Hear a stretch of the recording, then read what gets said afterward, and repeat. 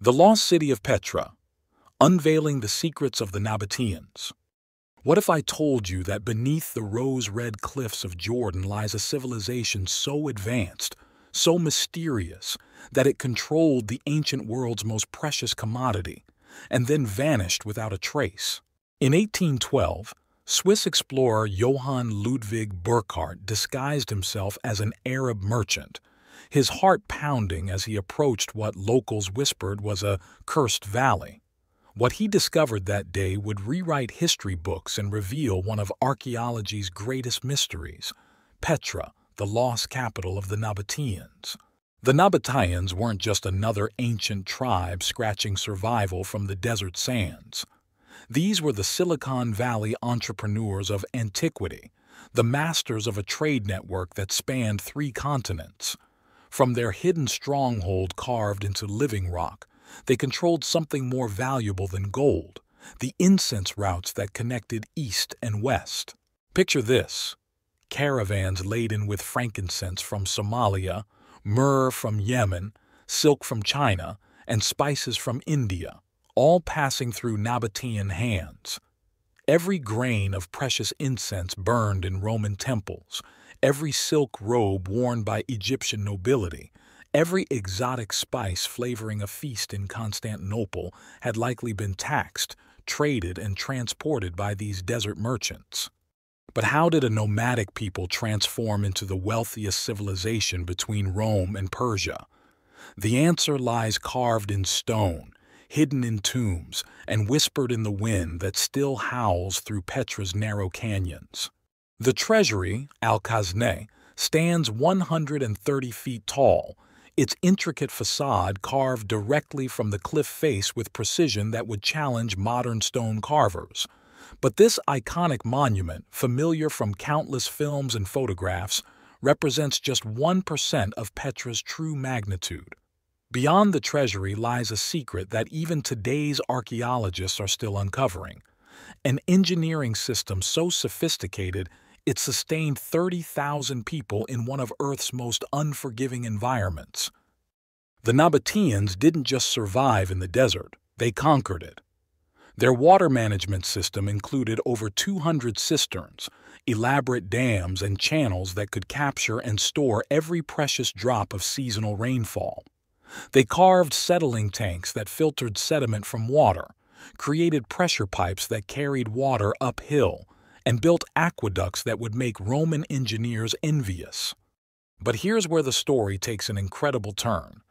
Recent discoveries suggest the Nabataeans possessed knowledge that we're only beginning to understand.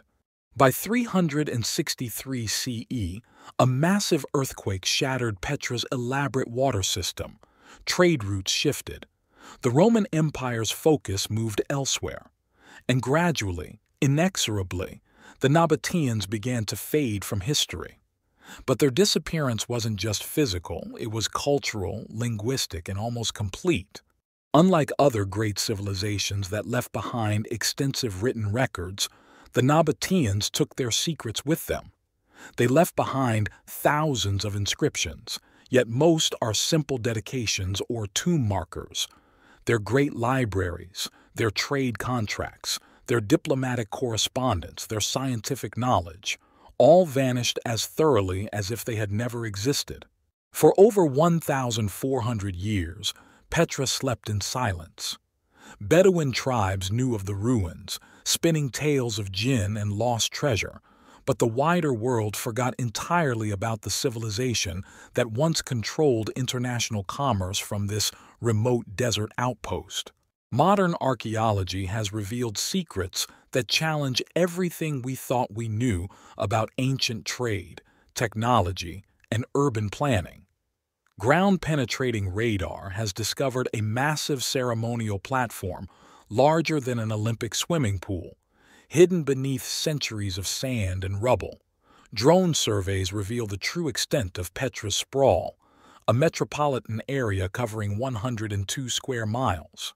In 2016, archaeologists using satellite imagery discovered an enormous monument just south of Petra's city center.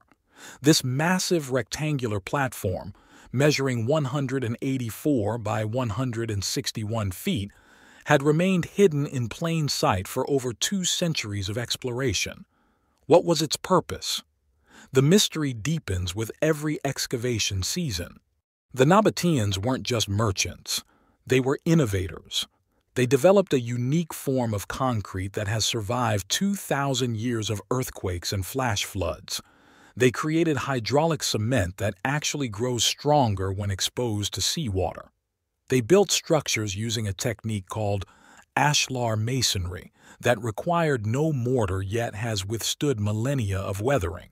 Perhaps the most haunting mystery isn't what the Nabataeans built, but what happened to them. Unlike conquered civilizations that were absorbed into empires, the Nabataeans seemed to simply dissolve. Their language, related to Aramaic and Hebrew, survived in inscriptions but disappeared as a living tongue. Their descendants scattered across the Middle East, their distinct culture absorbed into the broader Arab identity that emerged with Islam's spread.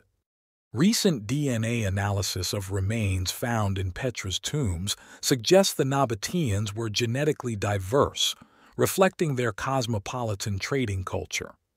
They weren't a single ethnic group, but rather a confederation of merchants, craftsmen, and tribal leaders united by commerce and culture rather than blood. This raises a chilling question. If a civilization this advanced, this wealthy, this strategically positioned could vanish so completely, what does that tell us about the fragility of human achievement? Today, archaeologists estimate that 85% of Petra remains unexcavated. Ground-penetrating radar reveals vast underground chambers, hidden passages, and structures that dwarf anything currently visible. The recently discovered Great Temple Complex covers over 75,000 square feet and includes sophisticated drainage systems, elaborate frescoes, and architectural features that suggest purposes we don't yet understand.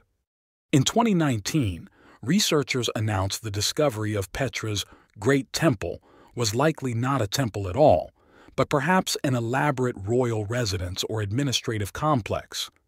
This revelation came after decades of excavation and highlights how much we still don't know about Nabataean society. The most tantalizing discoveries may still await. Ancient sources mention Nabataean libraries, observatories, and workshops that produce their famous thin-walled pottery. Somewhere beneath Petra's sands lie the archives that could reveal their diplomatic correspondence with Rome, their trade agreements with Indian kingdoms, their scientific treatises on desert agriculture and water management. The Nabataeans' influence extends far beyond their carved monuments. Their agricultural techniques for desert farming are being studied by modern researchers working on climate change adaptation. Their water management systems inspire contemporary engineers designing sustainable cities in arid regions. Their model of cultural tolerance and economic cooperation offers lessons for our interconnected world. The Bedouin communities who have lived around Petra for generations maintain oral traditions that may preserve authentic Nabataean cultural elements. Some researchers believe that traditional Bedouin hospitality customs, trade practices, and even certain architectural techniques represent an unbroken chain connecting modern desert communities to their Nabataean predecessors. Standing before the Treasury at dawn, watching rose-colored light illuminate facades carved 2,000 years ago, one question haunts every visitor. What other secrets lie buried in our world, waiting for the right moment, the right technology, the right curious mind to uncover them? The Nabataeans remind us that history isn't just about the past. It's about the eternal human drive to explore, to trade, to build, to create something lasting in an impermanent world. They succeeded beyond their wildest dreams, creating a civilization that still captures imaginations 2 millennia after their disappearance. But perhaps their greatest secret isn't hidden in underground chambers or coded in ancient inscriptions.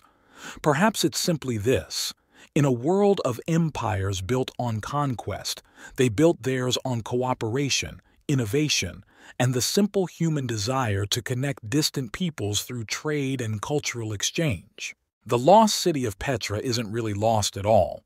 It's waiting, patient as stone, for us to finally understand what the Nabataeans were trying to tell us about the power of human ingenuity, the importance of cultural tolerance, and the eternal mystery of civilizations that rise, flourish, and fade like shadows on the desert sands.